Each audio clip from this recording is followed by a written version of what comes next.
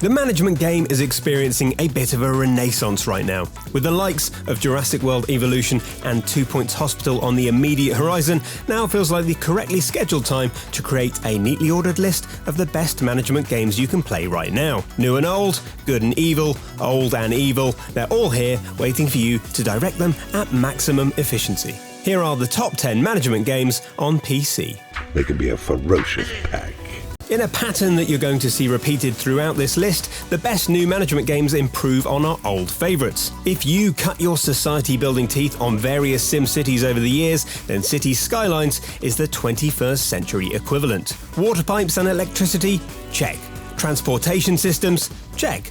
People who for some reason get sick when you position your water source next to your landfill site? Yep, they're also there as well.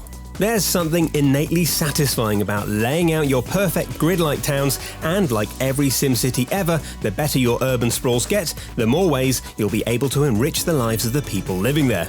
That is, until you invest in the impressive Natural Disaster DLC and inflict all kinds of perils on your unsuspecting citizens, like a child suddenly bored with their Lego set. Testing your city building and rebuilding skills when the tornadoes come to town is a thrilling distraction from day-to-day life.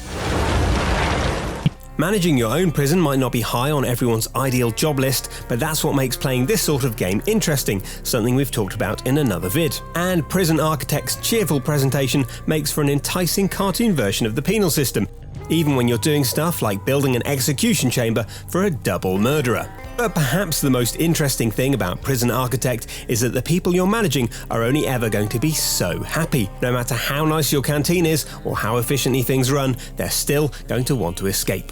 And quite obviously, even the disasters you face are slightly different. Instead of typhoons or Godzilla attacks, things go wrong on a micro scale. Yes, there are fires and riots, but it's the small things, like trying to prevent a mob hit, that give the game so much character. It's not an easy job, but someone's got to do it. If visiting theme parks makes you think about all those joyous hours you spent playing Rollercoaster Tycoon, then it's time to turn your back on the long queues and overpriced hot dogs and head home to play Planet Coaster. The evolution of every theme park management sim that's ever got you obsessed with the ice to soft drinks ratio, this is the true pinnacle of roller coaster management. You can go as big or as granular as you want in your own private Disneyland. From building thrilling inverted supercoasters to managing staff inside those clearly not air-conditioned suits, Planet Coaster lets you tinker with everything. Sure, there's park security to think about, but why bother with that when you can add fully animatronic model dragons and spend hours positioning individual rocks and flame pyrotechnics? Plus, if your imagination fails you, you can always borrow someone else's with endless Steam Workshop creations available to download for your park. And you can even ride all the rides too, testing them first, obviously, with none of that pesky G-force to evacuate your stomach contents into the nearest receptacle. Add in a dangerous amount of DLC, including a studio pack to bring the magic of the movies to your park, and Planet Coaster is for everyone who still wants to be an Imagineer when they, grow up. Sure, this is still a series that has a collection of bars indicating whether pixelated people need to go to the lavatory or have a shower, but The Sims 4 is far, far more than just a prettier version of the 2000 original. On top of those basic needs, these Sims have ambitions, desires, interests, and skills to improve.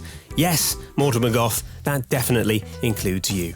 The Sims now offers the ultimate godlike experience. Not only can you customize your Sims down to the last freckle and nose hair, but the Cats and Dogs DLC will let you play with the sliders on a whole host of feline and canine companions. And for anyone who just likes to build houses, the creation tools on offer here are basically Mansion Simulator 2018. There are full rooms to insert if you don't have the time, but why would you want that when you can potter around in your build screen for hours finding exactly the right sink for your 10th bathroom?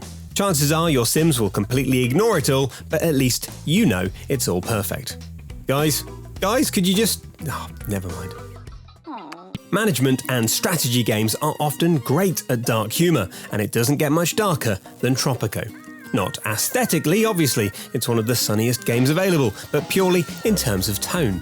You set yourself up as a cheerful dictator on a tropical island and rule in as tyrannical a manner as you choose.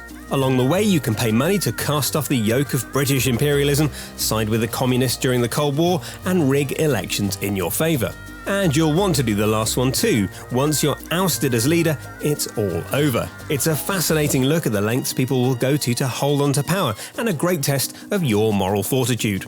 You're voting for me, right? No, you are. It was a rhetorical question. I am afraid that your colony is still doing rather poorly. From the secretly dark and evil to the openly dark and evil now with old-school classic Dungeon Keeper 2. Many management games are about making sure your citizens are happy and that things are running as efficiently as possible, but Dungeon Keeper 2 is slightly different. Yes, you have to run your evil lair thoughtfully, but you'll also be torturing enemy heroes, making deals with demons, and pursuing the ultimate goal of invading the realms above. It's a blackly comic, smartly paced game that requires you to manage on a micro and macro level, and it also features the best tutorial voice in all of gaming. A creature has died in your prison. Yes, we know. Game development is hard. Let's get that out of the way first before anyone who codes for a living assumes we think it's all loading bars and popping bug bubbles. Game Dev Tycoon might not accurately represent the process, or indeed pain, of packaging fun in downloadable chunks, but it does reward your knowledge of how the game industry works. Oh, and your quest for high review scores is ruthlessly addictive. Starting off in your garage, you settle down to your PC and choose what kind of game to tackle. Select a topic, a genre and a platform, and then it's time to think about what to focus your time on. The nice thing here is that creating games people like to play in real life will do you just fine. A school RPG? Excellent. A transport sim? Perfect. Post-apocalyptic action using your first game engine on a casual console? Maybe not. The nods to the industry are fun as new consoles battle for market share. Might we be so bold to suggest releasing for PC? It's just a thought.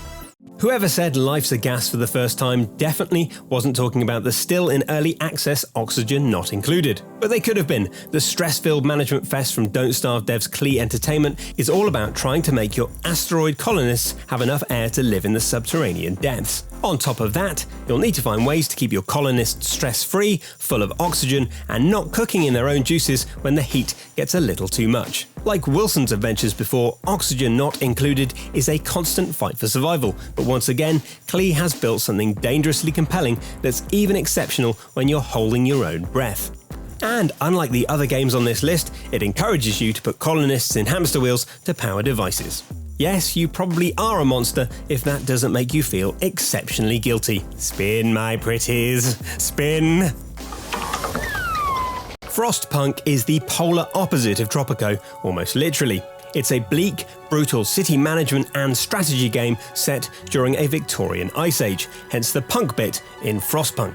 It follows a convoy of survivors venturing north to begin new life in a frozen crater, but right from the start, things are tough. You begin with your generator turned off and can't even heat your dying citizens until you've gathered enough coal. This sets the tone for the rest of the game. You watch your beleaguered citizens trudge through waist-high snow, and from then on, it's a series of tough decisions that will make your ragged survivors love and hate you. It's not a case of if things will go wrong, but when. And being able to see who every single survivor is just makes those tough decisions even more painful. Factorio starts small. It's all about the little things: ore, coal, wood, killing the horrific creatures that appear occasionally to rip out your throat. But then, in the same way a tiny ripple in the ocean becomes Godzilla, it gets bigger and eats your entire existence. Suddenly, you're crafting machines to do your mining for you and automating processes that send ore along a conveyor belt into waiting smelting furnaces. Quickly, though, that all becomes child's play as you start researching more and more technology to make your life easier. Whether you just want to start automating more processes or finding bigger, better ways of murdering the relentless beasts, Factorio has the machinery for you. And if it looks overwhelming, it kind of is, but it won't be long before you've automated a world of tools that let you sit back and watch it all work. So that's our 10 favourite management games. Have we missed out your godlike favourite? Are we running our list features at 68% efficiency? Let us know in the comments below. And if this filled up your happiness bar, drop us a like and don't forget to subscribe to Logitech G for more features just like this one.